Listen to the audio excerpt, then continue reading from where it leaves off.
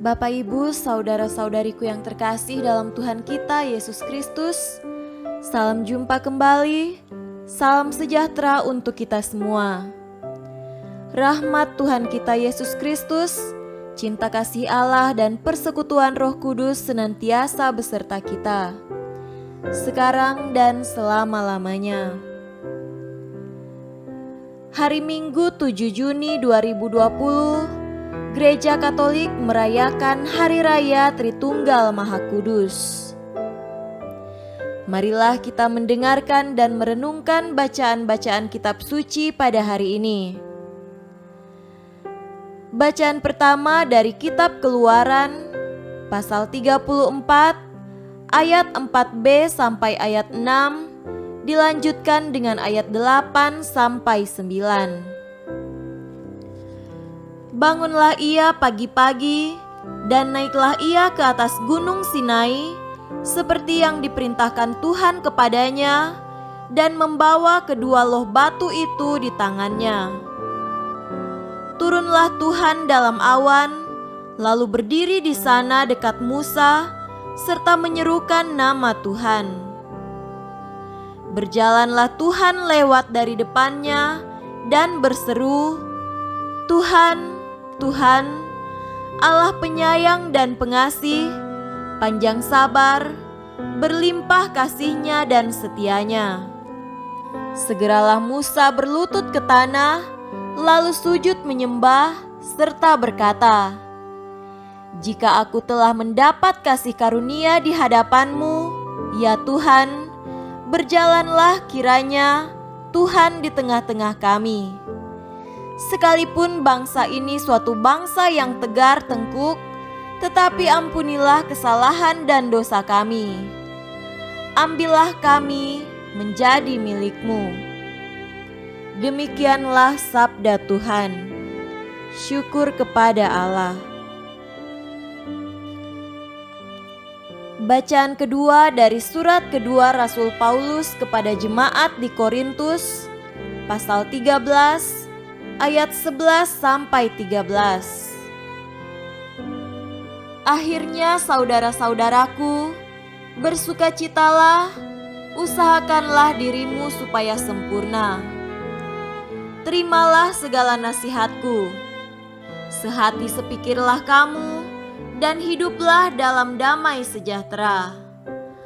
Maka Allah, sumber kasih dan damai sejahtera, akan menyertai kamu. Berilah salam seorang kepada yang lain dengan cium yang kudus. Salam dari semua orang kudus kepada kamu. Kasih karunia Tuhan Yesus Kristus dan kasih Allah dan persekutuan Roh Kudus menyertai kamu sekalian. Demikianlah sabda Tuhan. Syukur kepada Allah. Tuhan beserta kita, sekarang dan selama-lamanya. Inilah Injil Yesus Kristus menurut Yohanes. Dimuliakanlah Tuhan. Injil Yohanes pasal 3 ayat 16 sampai 18. Karena begitu besar kasih Allah akan dunia ini, sehingga Ia telah mengaruniakan anaknya yang tunggal, supaya setiap orang yang percaya kepadanya tidak binasa, melainkan beroleh hidup yang kekal. Sebab Allah mengutus anaknya ke dalam dunia, bukan untuk menghakimi dunia, melainkan untuk menyelamatkannya oleh Dia. Barang siapa percaya kepadanya, ia tidak akan dihukum. Barang siapa tidak percaya, ia telah berada di bawah hukuman, sebab ia tidak percaya dalam nama Anak Tunggal Allah. Demikianlah Injil Tuhan. Terpujilah Kristus. Saudara-saudariku yang terkasih dalam Tuhan kita Yesus Kristus, tema renungan kita pada hari ini adalah makna Hari Raya Tritunggal Maha Kudus. Ini adalah inti iman kita. Kita percaya bahwa Allah kita adalah Bapa, Putra, dan Roh Kudus dalam kesatuan atau keesaan yang disebut Tritunggal Maha Kudus. Tertullianus adalah seorang bapak gereja yang dijuluki Bapak Teologi Latin atau Bapak Gereja Latin, adalah yang pertama kali mencetuskan dan menggunakan nama Trinitas, kata yang persis sama dengan bahasa Latin, untuk menyebutkan Tritunggal Maha Kudus. Dialah yang pertama mengajarkan tentang Allah adalah satu hakikat yang terdiri dari 3 pribadi atau satu Allah 3 diri. Sehakikat disebut dengan istilah Yunani homoousios, dan 3 pribadi disebut dengan istilah hipostasis. Dogma Tritunggal Maha Kudus ini dicetuskan pada Konsili Ekumenis pertama yang disebut Konsili Nikea pada tahun 381 dan ditegaskan dan dilengkapi pada Konsili Ekumenis kedua, yaitu Konsili Konstantinopel tahun 381. Karena itu kita mengenal kredo panjang kita yang disebut Kredo Nikea Konstantinopel. Saudara-saudariku terkasih, untuk memahami ajaran tentang Tritunggal ini, Santo Agustinus, seorang pujangga gereja, memberikan keterangan yang bagus dan dapat dipahami. Ia menerangkan bahwa Trinitas itu bukan 3 Allah, tetapi satu Allah. Allah itu adalah tunggal dan tidak pernah berhenti menjadi tunggal. Segala keagungan, kebaikan, kesempurnaan, dan keabadian ada dan melekat padanya. Ia adalah sempurna secara mutlak dengan satu kodrat, satu kealahan, satu kemuliaan, satu kehendak, dan satu kegiatan. Segala keaktifan dan kegiatan adalah kerjasama ketiga pribadi dalam harmoni.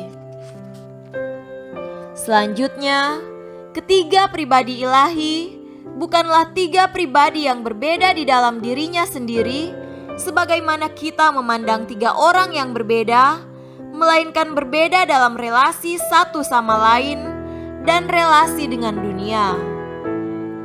Ketiganya berbeda sejauh mengacu pada hubungan batin Allah atau intertrinitaris antara Bapa, Putra, dan Roh Kudus, dan berbeda dalam relasi antara Allah dengan dunia ciptaan. Itu semua nyata dan berlangsung dalam sejarah keselamatan dan yang disampaikan kepada kita lewat kitab suci dan tradisi. Injil Yohanes berkata, "Karena begitu besar kasih Allah akan dunia ini, sehingga Ia telah mengaruniakan anaknya yang tunggal, supaya setiap orang yang percaya kepadanya tidak binasa, melainkan beroleh hidup yang kekal." Kasih Allah menandai hadirnya Yesus di tengah dunia. Dan Paulus melengkapinya dengan berkata, "Kasih karunia Tuhan Yesus Kristus dan kasih Allah dan persekutuan Roh Kudus menyertai kamu sekalian."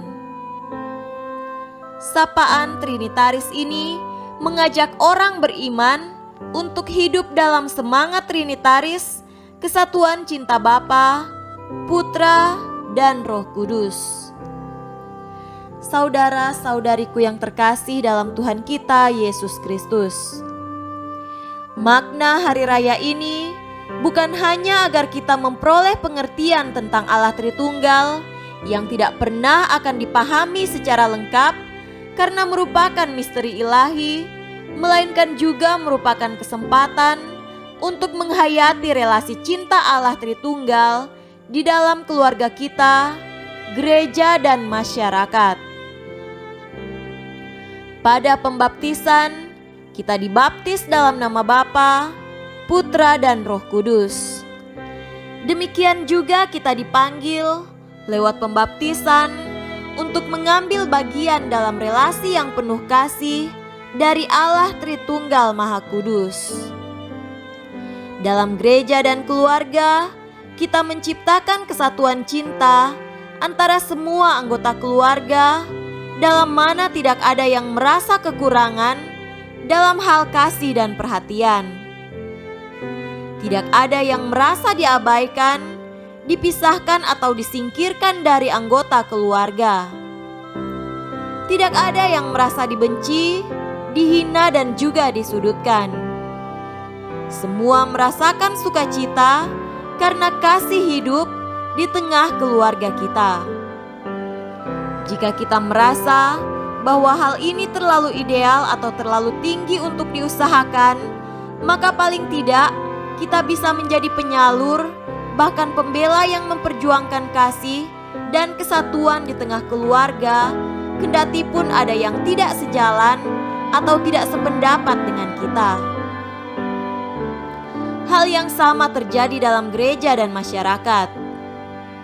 Jika kita memperjuangkan kesatuan kasih, maka perbedaan tak akan mencipta konflik, tetapi kesatuan kasih dalam keanekaragaman pemikiran, karakter, dan perbuatan. Semoga demikian. Amin.